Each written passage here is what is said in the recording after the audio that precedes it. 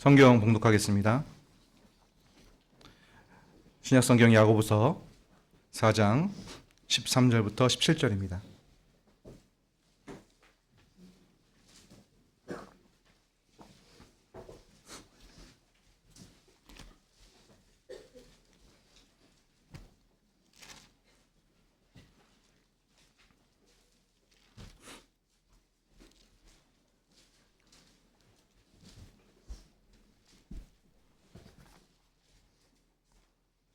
다신 줄 알고 제가 받들어 읽겠습니다.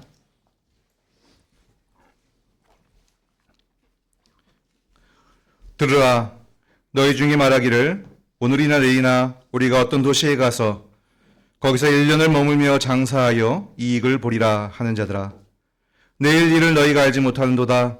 너희 생명이 무엇이냐? 너희는 잠깐 보이다가 없어지는 안개이니라. 너희가 도리어 말하기를 주의 뜻이면 우리가 살기도 하고 이것이나 저것을 하리라 할 것이거늘 이제도 너희가 허탄한 자랑을 하니 그러한 자랑은 다 악한 것이라. 그러므로 사람이 선을 행할 줄 알고도 행하지 아니하면 죄니라. 아멘.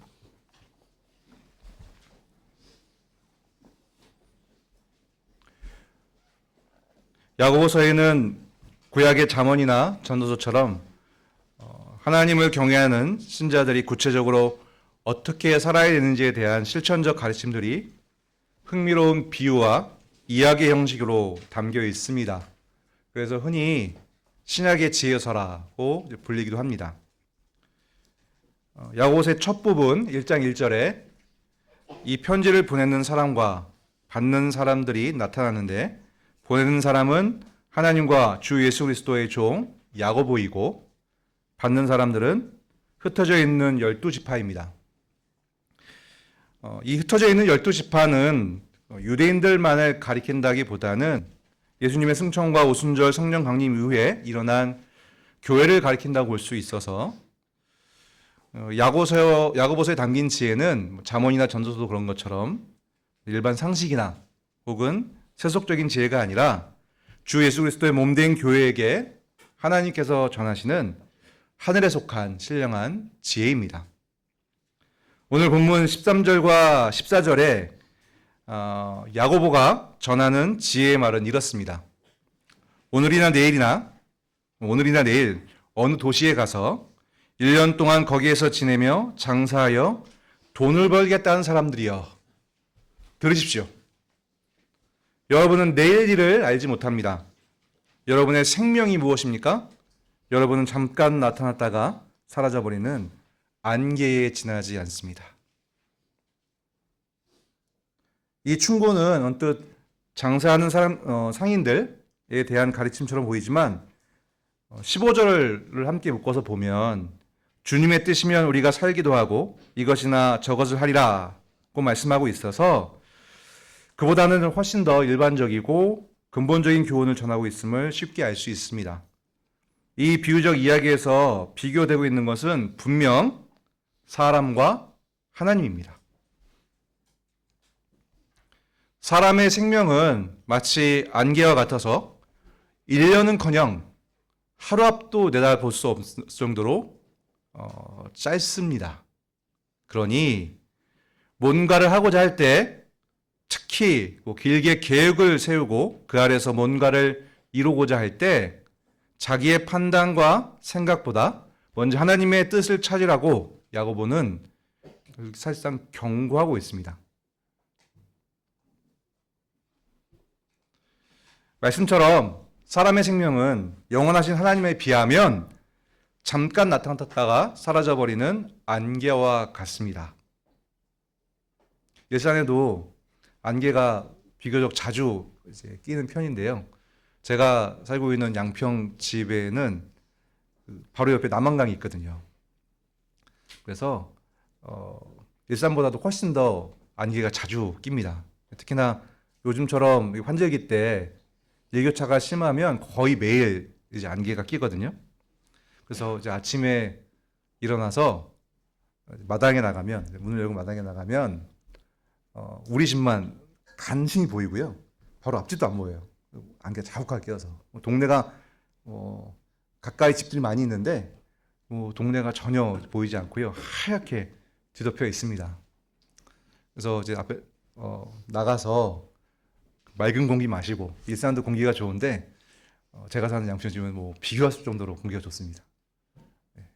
공기도 마시고, 그리고 저희 집은 강아지도 이렇게 돌아보고, 저희 부모님이 옆집에, 근처 집에 그 할머니 할아버지가 키우던 개가 있었는데요. 그분이 너무 늙으셔가지고 못 키워서 그 개를 또 한 마리 가져오셨거든요. 아시죠? 원래 개가 한 마리 있는데 또 한 마리 가져오셨어요. 근데 이게 새끼를 뵌 줄 모르고 가져와서 오늘 보니까 새끼가 4마리나 있는 거예요. 그래서 지금 처음에는 굉장히 당황하고 이거 어떻게 해야 되나 걱정했는데 얼마나 이쁜지 몰라요. 이제 한 달 좀 안 됐는데 4마리가 얼마나 이쁜지 몰라요. 그래서 아침마다 눈이 저절로 떠져요. 그래서 딱 빨리 보고 싶어서. 4마리인데 다 성격이 달라서 하나는 막 과격한 모험가고 막 달려들고 뭐 장난꾸러기고요. 사람 잘 따르는 애도 있고 새침대기도 있어요. 불러도 안 오고 그냥 저쪽 구석에 있고 얼마나 귀여운지 모르는데 강아지랑 놀다가 집 안으로 들어와서 나가려고 잠시 쓰이면요. 나와보면은 어느새 안개가 없어져요. 안개가 있었나? 바로 사라져버립니다. 그리고 오히려 햇살이, 안개에 끼는 날은 더 맑잖아요. 햇살이 빛나는 모습을 보면 참 신기합니다. 그 빽빽했던 안개가 그새 다 어디 갔나 싶기도 하고.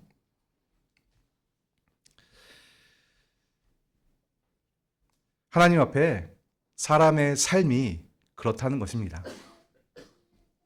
하나님 앞에서는 사람의 삶이, 생명이 잠깐 있는가 싶었는데 실은 없는, 우리끼리 비교하니까 사람이 오랫동안 옆에 있는 것 같고 하지만 100년, 200년, 300년 이렇게 단위를 넓혀가면 그 기간 속에서 사람은 있는가 싶죠, 사실은.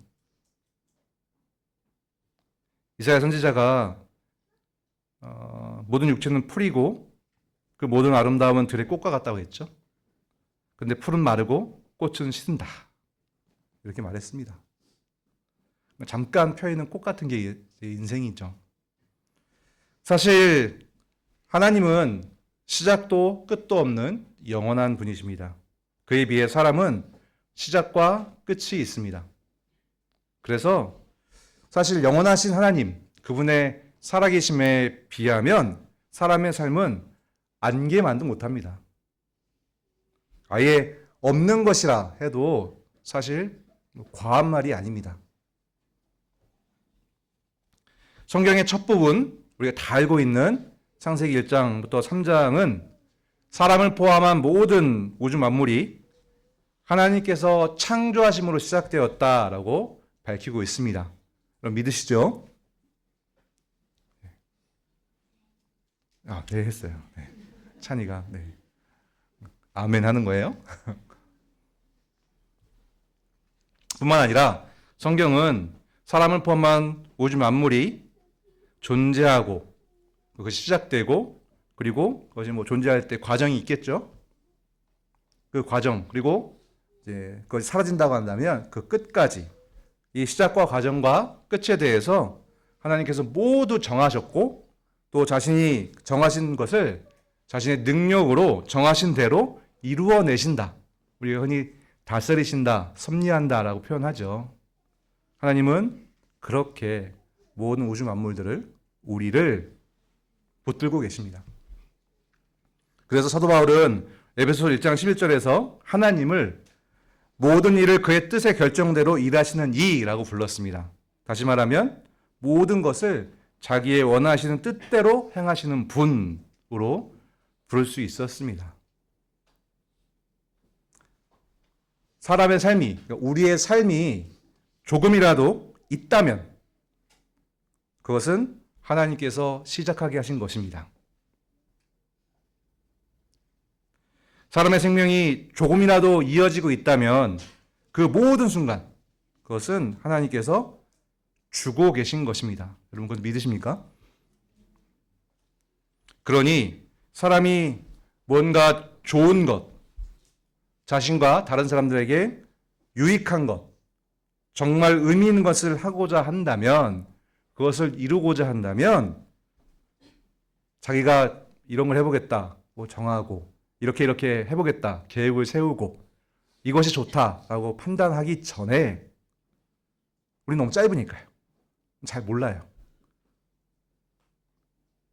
꼬맹이 애기들이 이게 좋아요, 저게 좋아요 할 때 어른들이 거기에 얼마나 뭐 동의하고 정말 그렇구나 하겠습니까?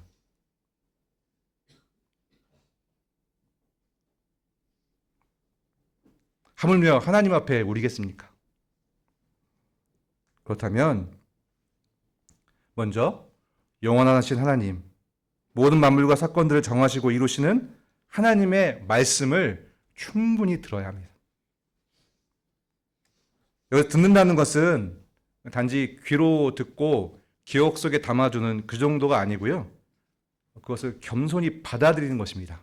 하나님 앞에 나는 아무것도 아니니까. 나는 없는 것 같은데 하나님께서 있게 하시는 것이니까. 나를 있게 하신 그분의 말씀을, 모든 만물을, 나를 창조하신 그분의 뜻을, 그것을 통해서 무엇을 얻으시려고 하시는지에 대한 하나님의 말씀을 충분히 듣고 그것을 내가 받아들여야겠구나. 내 마음에 새겨야겠구나. 라는 그런 자세를 가져야 합니다. 그런데 사람들은 잘 그러지 않습니다. 아예 그러지 않습니다. 하나님의 말씀을 듣지도 않고 마음에 새기지도 않습니다. 그리고 자기의 생각대로 아니면 다른 사람들의 생각대로 이러저러한 일을 하겠다. 내 삶을 이렇게 끌고 가보겠다. 이때는 내가 이것을 해보고 저 때는 내가 저런 것을 해보겠다. 이러저러한 것을 얻어보겠다. 이렇게 꾸미고 정합니다. 하나님의 말씀을 듣지 않겠다는 그런 마음, 그런 태도는 모든 사람들에게 원죄를 전가한 아담의 첫 범죄에 깊게 물들어 있습니다. 하나님께서 먹지 말라, 정령 죽으리라 하신 그 말씀을 자기의 판단대로 의심한 것이 죄의 시작이거든요. 그러니까 하나님 말씀을 안 들으려고 하는 게 모든 범죄에 포함되어 있는, 거기에 물들어 있는 그런 성격이라 할 수 있겠습니다. 깊게 물들어 있어서 믿음 없는 세상 사람들이 하나님의 말씀을 듣지 않는 것, 당연하다 할 수 있습니다.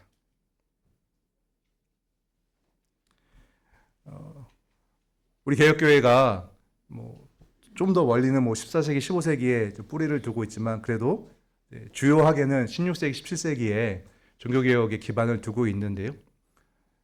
그 시기가 거짓된 교회, 교황주의 교회에 반대하면서 하나님 말씀 성경을 근간으로 해서 개혁을 이룬 그런 복된 시기이기도 했지만 동시에 그 시기가 여러분 아시는 것처럼 세계사, 역사 시간을 배우는 것처럼 르네상스, 인본주의가 태동한 시기이기도 합니다. 그래서 인문주의자 에라스무스하고 루터하고 논쟁하는 유명한 일이 있는데 그것이 대표하는 것처럼 그 시기는 한편에서는 진리가 드러나는 그런 시기임과 동시에 사실 다른 한편에서는 사단의 계략일 수 있겠는데 인본주의, 그러니까 사람의 판단 혹은 사람의 결정, 사람의 감각을 기준으로 해서 학문을 하고 가치관을 세우고 세계관을 세우는 그런 시도가 함께 태동했고요.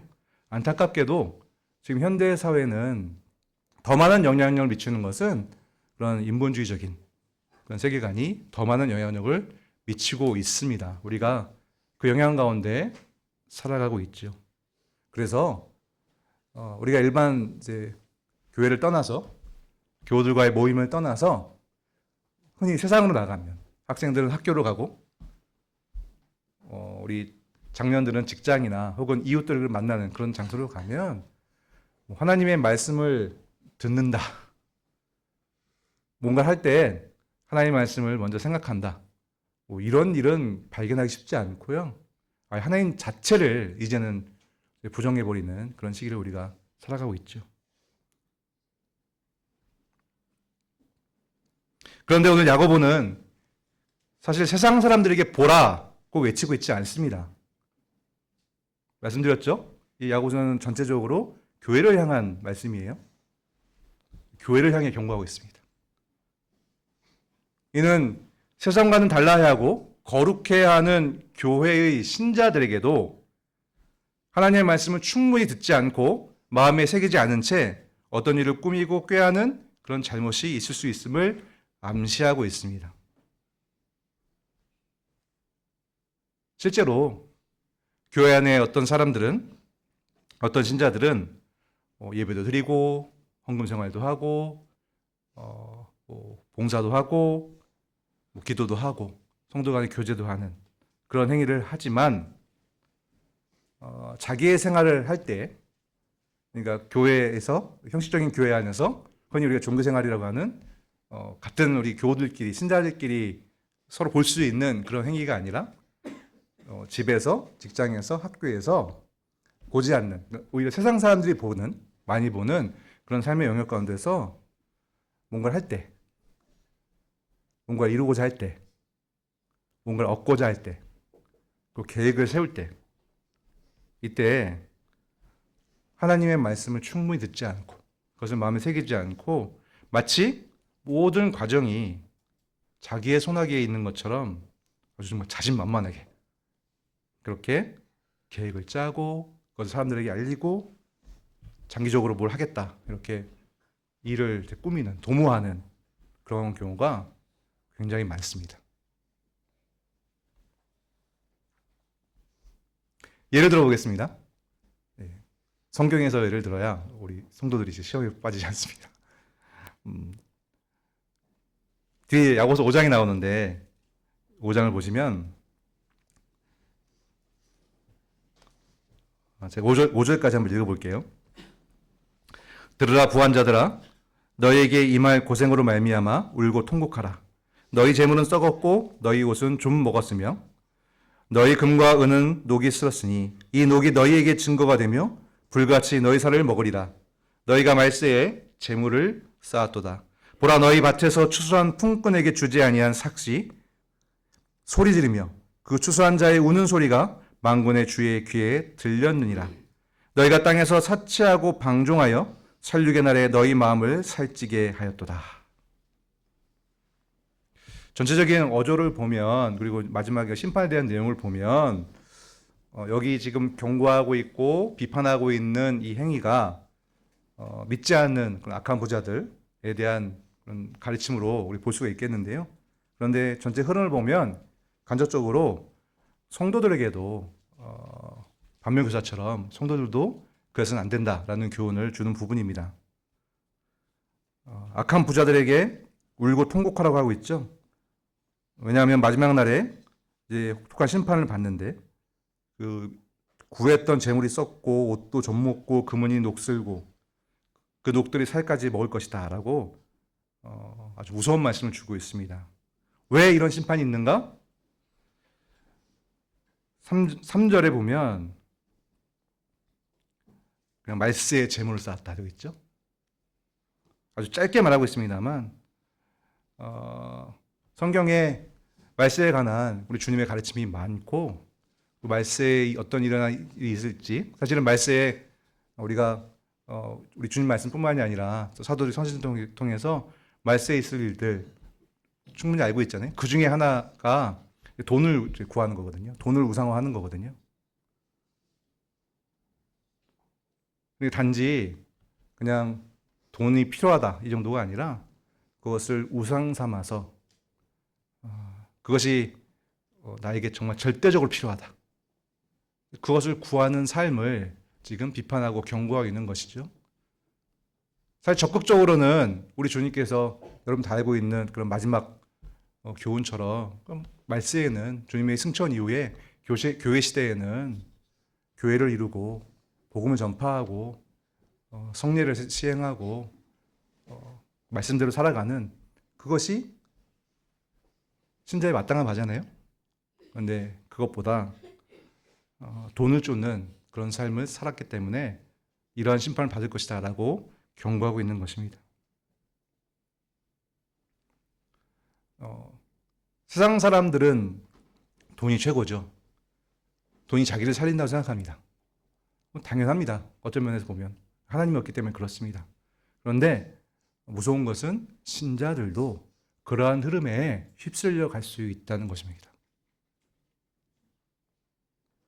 하나님의 말씀을 충분히 듣고 마음에 새기고 그것을 신뢰하여서 돈보다는 하나님의 뜻을, 하나님의 명령을 따르는 삶을 살아야 하는데, 세상 사람들이 모두 돈을 향해 달려갈 때에 거기에 내가 뒤처지면 어떠하나, 어떡하나, 이런 두려움들. 하나님의 말씀보다는 사람의 말에 더 귀를 기울이는 그런 실수를 범할 수 있다는 것이죠. 심지어는 4절에 보시면, 5장 4절에 보시면 품꾼들에게 하루 벌어서 하루 먹는 그런 가난한 품꾼들에게 그들의 이제 품삯을 착복하는 그런 일도 고발하고 있습니다. 그러니까 이렇게 해야 돈을 벌 수 있다는 거죠. 사실 이 원리는 시대가 변해도 모든 사람들이 쫓고 있는 그런 세상에서는 보편적인 원리입니다. 그러니까 다른 사람들을 넉넉하게 하거나 그들의 필요를 충분히 채워주면 돈을 모을 수 없다. 어떻게 해서든지 좀 쥐어짜야 한다. 다른 면을 적용하면 법을 지키거나 정직하게 하거나 아니면 다른 사람들에게 더 많은 어떤 유익과 즐거움을 주는 그런 방식으로는 재물을 모을 수 없다. 오히려 다른 사람들의 유익을 조금 빼앗고 다른 사람들을 더 부리기도 하고 조금이라도 더 법을 어겨서 탈법은 아니라도 좀 편법을 취해서라도 돈을 모아야 모을 수 있다. 이런 생각들이 자본주의 시대뿐만이 아니라 모든 시대에 팽배했던 것이죠. 그것이 강해지면, 그것이 익숙해지고, 그것이 심해지면 우리가 흔히 어떻게 저럴 수 있을까 싶은 다른 사람들을 착복하는, 왜 우리가 뉴스에서 간혹 보잖아요. 임금을 정말 적게 주거나 줘야 할 임금을 주지 않거나 아니면 직원들의 어떤 복리고생을 최소화하거나 이런 식으로 아니면 법을 막 어기거나 이런 식으로 물질을 모으는 그런 일들을 범하게 되는 것이죠. 왜 이런 일을 하게 될까요? 근본적으로는 하나님 앞에 겸손하지 않기 때문이라고 야고보가 고발하고 있는 것입니다. 마치 하나님보다 더 많이 사는 것처럼, 하나님 없이도 살 수 있는 것처럼 스스로 판단하고 스스로 결정하는, 하나님은 분명히 말씀으로 물질을 구할 것이 아니라 오히려 물질은 만약에 근원이 될 수 있으니 그것은 주의하고 하나님이 주신 것들에 합법적으로 주신 것들 그것들에 만족하고 그것을 사용하여서 지혜롭게 사용하여서 사랑을 구하고 자비를 구하고 정의를 구하는 그런 삶을 살라고 말씀하셨거든요. 그런데 그 말씀대로 하면 안 될 것 같아. 적극적이든 소극적이든. 그렇게 해서는 내가 다른 사람들과 같이 물질을 얻을 수 있을 것 같지 않다라고 하는 자신의 판단을 더 앞세우는 것입니다.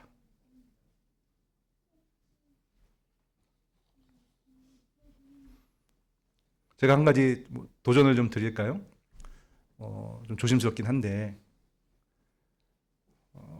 새로운 말은 아닙니다. 우리는 사도행전이나 또 성경 전체를 통해서 구약의 안식의 개념이 주일로 옮겨져 왔고 주일은 그리스도 부활 말미암아 참 안식을 누리는, 오늘 오전 설교에도 일부 그런 내용이 있었습니다만 그냥 육적인 쉼이 아니라 하나님의 뜻에 맞는, 하나님께서 만족하시는 그런 삶을 사는 은혜를 얻은 자들입니다. 그래서 주일에 성경 말씀대로 하나님을 예배하고 그분의 말씀을 듣고 함께 그분의 말씀을 연구하고 그 안에서 함께 교제하고 그것으로 말미암아 사랑을 나누고 성례를 시행하는 일에 전념하는 것이 명백한 하나님의 뜻입니다. 우리보다 크시고 영원하신 그분께서 우리에게 유익하다. 마지막 때까지 가치 있는 것이다. 그것이 너희를 진정으로 살리는 것이라고 분명히 말씀한 것입니다. 그런데 우리는 때로는 시험, 우리 학생들 같은 경우에는 시험 때문에, 당장 눈앞에 있는 시험 때문에, 우리 장년들 같은 경우에는 어떤 사업 때문에, 어떤 중요한 만남 때문에, 일반 사회적인 만남 때문에 그런 것 하나님의 말씀보다 이게 더 중요해.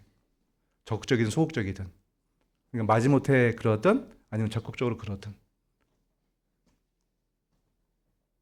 하나님의 말씀을 따르기보다는 하나님의 말씀이 맞지. 지금 당장은 좀 불안해 보여도 세상 사람들은 그렇게 안 살아도 하나님께서 말씀하셨으니까 그것이 맞는 것이지 라고 하는 겸손으로, 하나님 앞에서의 겸손으로 하나님의 말씀을, 들은 말씀을, 마음에 새긴 말씀을 따라가기보다는 사람들의 판단 혹은 내 판단을 따라 이거 해야지, 지금은 이거 해야지 라는 결정을 우리가 많이 내립니다.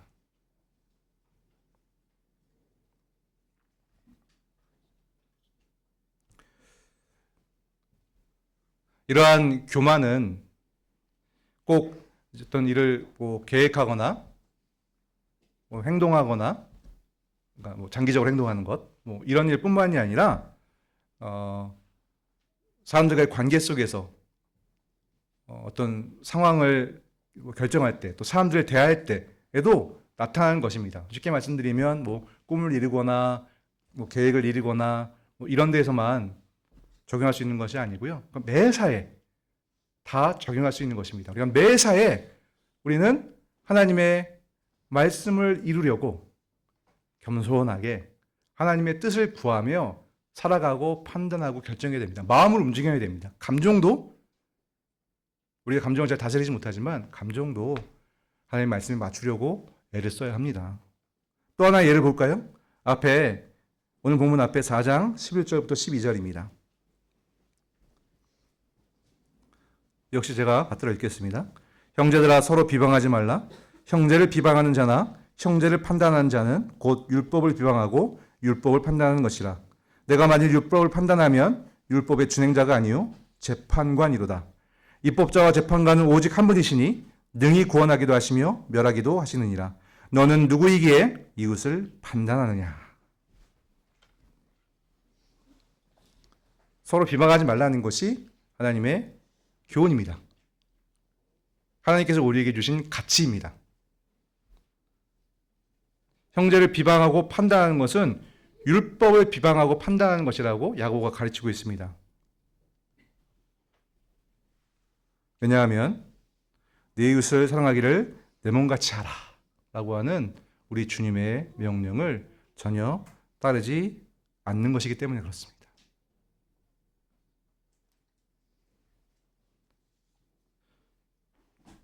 율법의 입법자, 율법을 만드신 분, 그것을 이루시는 분, 그것을 판단하신 분은 오직 하나님이고 우리는 그 하나님의 명령을 따르는 자입니다.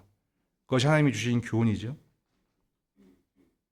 그런데 우리는 물론 이게 굉장히 예민한 문제이고 아주 어려운 문제이긴 한데 다른 사람들이나 혹은 어떤 상황 속에서 잘못이 드러날 때 그 잘못을 언급하는 것, 그 잘못을 헤아리는 것, 그것은 당연히 할 수밖에 없는 일이 되겠죠. 근데 우리는 그때 우리 주님의 이 명령을 겸손히 따르기보다는, 그러니까 비방하려고 하거나 잘못을 하고 있는 상대를 아주 폄하하거나 무시하거나 미워하거나 하려 하기보다는 그것을 말할 때에 당신은 잘못했고 당신은 이러한 것이 문제다라고 할 때 적극적으로 나는 잘났어 라고 말하지 않지만, 그러면서 우리는 은근히 하나님 대신 입법자요 판단자 노릇을 하려고 하는 그런 악성을 가지고 있습니다. 우리는 그런 말을 할 때에도, 그러니까 다른 사람들의 잘못을 혹은 어떤 상황 속에서의 문제를 우리가 말을 할 때에도 주님 명령을 따라 그를 긍휼히 여기고 사랑하는 그 상황을 주님의 뜻에 맞게 화평하게 교회를 세우기 위해서 그러한 목적으로 다스려 가야 합니다. 그것을 비난하면서 판단하면서 마치 나는 옳은 것이냐, 나는 것을 판단할 수 있을 것이냐, 그렇게 행세하는 교만에 빠져서는 안 되는 것이죠. 이 예민한 문제도 근본은 어디로부터 출발하느냐? 하나님의 말씀을 충분히 듣고 마음에 새기지 않은 것으로부터 시작하는 것입니다. 그러니까 교만으로부터 시작하는 것이에요. 이것은 단시간에 얻어지는, 획득되어지는 그런 일이 아닙니다. 오랜 시간 동안, 물론 하나님께 주신 은혜에 따라서, 또 하나님께 주신 또 자질에 따라서, 달란트에 따라서 물론 정도의 차이가 각자에게 있겠습니다만 일반적으로는 오랜 시간 동안 성경 말씀을 충분히 읽고 그 말씀에 깊이 있는 내용들을 받아들이고 그리고 그것을 늘 묵상하면서 외우기도 하고 마음에 새기기도 하고 충분히 이해하는 일들을 꾸준히 하다가 그 말씀이 정말 머릿속에 있고 마음에 있다가 이러한 상황, 그러니까 남을 비방할 만한 그런 상황 혹은 탐욕에 따라서 물질을 얻으려고 하는 그런 상황 가운데서 하나님의 말씀을 먼저 끄집어내어서 그것은 옳은 계획이 아니야. 이렇게 해서 세상 사람들은 잘 된다고 하지만 세상 사람들은 그렇게 하면 잘난 사람처럼 이렇게 대접해 주지만 이건 그런 게 아니야. 하나님이 그러지 않다고 말씀하셨어. 세상 사람들은 그렇게 하면 지는 거라고 얘기하고 그렇게 하면 잃어버린다고 얘기하고 손해본다고 얘기하고 하지만 하나님은 이렇게 해야 사랑을 베풀고 물질보다는 하나님의 성품을 구하고 비방하기보다는 형제를 사랑하고 남보다 나를 겸손히 낮게 여기는, 남을 높이 여기는 그런 마음을 갖는 것, 그것이 하나님께서 더 가치 있다고 말씀하신 것이야 라는 것을 즉각적으로 끄집어내는 그런 변화가 우리에게 일어나야 하는 것이죠.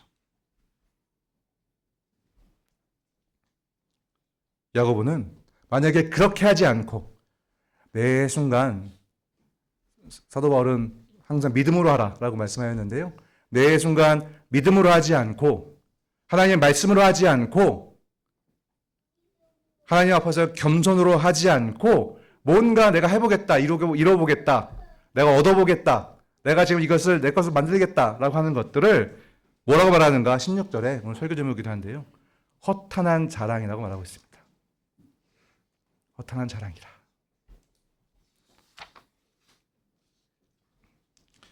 우리말 허탄하다는 원문하고 조금 약간 차이가 있는데요.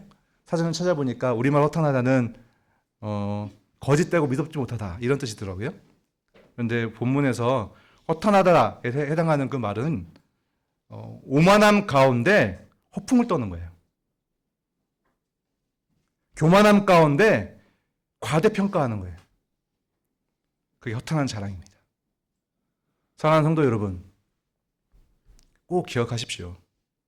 여러분이 계획을 세울 때, 앞날을 이게 도모할 때, 어떤 상황 속에서 무엇을 결정할 때, 무엇이 좋은지를 판단할 때, 그때 여러분의 그 마음의 움직임에 말씀이 조금이라도 자리하지 않고, 그 말씀을 철저히 신뢰하는 겸손함이 자리하지 않고, 믿음이 자리하지 않고, 뭔가를 결정하고 판단하고 이루어가고자 한다면, 그것은 다 허탄한 자랑입니다.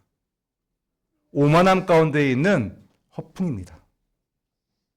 왜 그런가? 우리는 안개와도 못한 너무나 짧지 짧은 피조물에 불구하고 하나님만이, 영원하신 하나님만이 진정으로 우리에게 좋고 유익한 것이 무엇인지를 말씀하실 수 있는 분이기 때문에 그렇습니다. 특히나 우리는 죄인들이었습니다. 죄의 어둠을 여전히 가지고 있는 사람들입니다. 은혜를 입었으나 주님이 다시 올 때까지, 우리가 죽는 그 순간까지는 죄의 흔적들을 가지고 있는 자들입니다.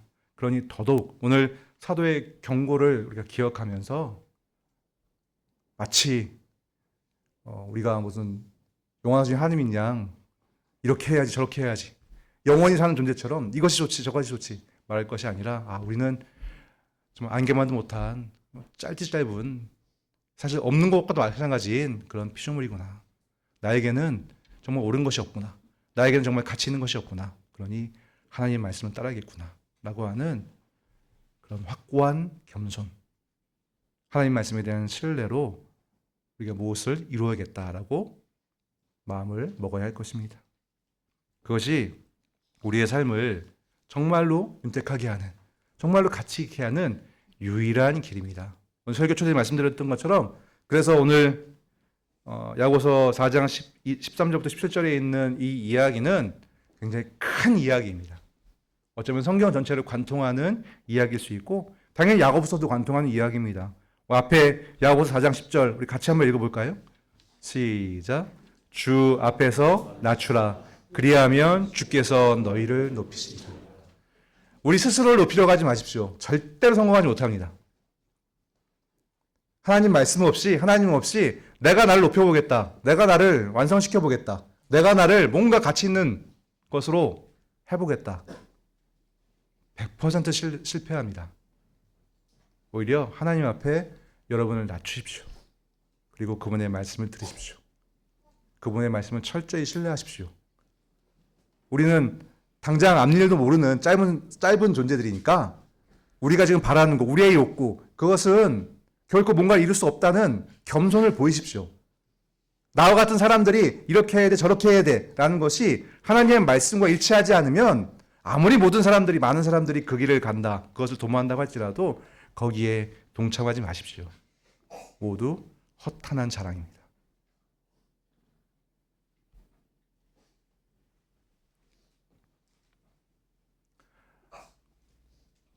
야고보는 이 굵직한 원리를 소개하면서 마지막에 17절에 그러므로 사람이 선을 행할 줄 알고도 행하지 아니하면 죄니라 라고 하는 교훈을 덧붙이고 있습니다.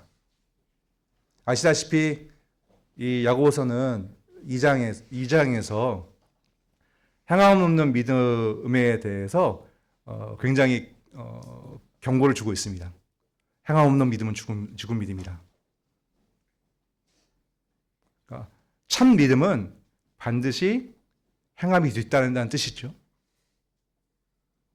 근데 그 행함에 있어서의 원리를 오늘 교훈이 우리에게 제공하고 있습니다. 그 행함은 어떤 행함입니까? 하나님의 말씀 전체를 참 진리로 받아들이고 내 안에서 그것 없이 생각나는 모든 생각들을 버리고 하나님의 말씀을 전체로 받아들이는 그 출발점으로 말미암아 행하는 것들을 말합니다. 성경 전체의 말씀을 믿음에서 행하는 것이죠. 오직 하나님의 은혜로 말미암는 구원도 우리가 받아들이고 그 구원의 유일한 근거가, 유일한 중보자가 하나님 자신이면서도 우리를 위해서 육신을 취하신 예수 그리스도에게 있다는 것도 믿음으로 받아들이고 진실로 받아들이고 그분께서 우리를 그렇게 구원하신 것이 첫 창조 때 하나님께서 만족하셨던 아름다운 하나님의 형상을 드러내는 그런 존재로 우리를 바꾸시기 위한 것이라는 말씀도 받아들이고 그것을 그리스도로 말미암아 이 땅 가운데서도 이루어 가신다는 그 말씀도 받아들이고 그래서 오직 하나님의 은혜로 나를 하나님의 형상을 이루는 자로 만들어 가시는 것이 내가 살아가는 이유라는 하나님의 말씀도 받아들이는 그 믿음 안에서 행함이 있는 것이에요.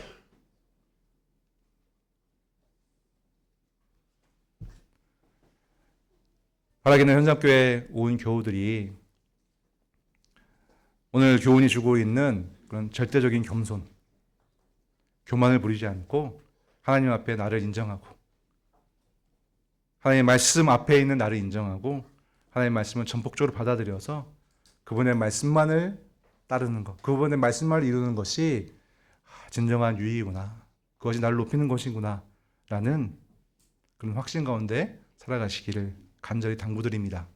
그로부터 힘있는 순종, 하나님의 말씀을 따르는 순종이 여러분의 삶 가운데 풍성히 일어나게 되기를 주님의 이름으로 기원합니다.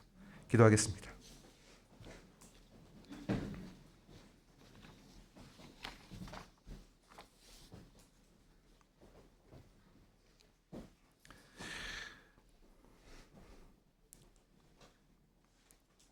사람의 마음으로 자기의 길을 계획할지라도 그의 걸음을 인도하시는 이는 여호와시니라고 잠언에서 말씀해 주신 것을 우리가 기억합니다. 하나님,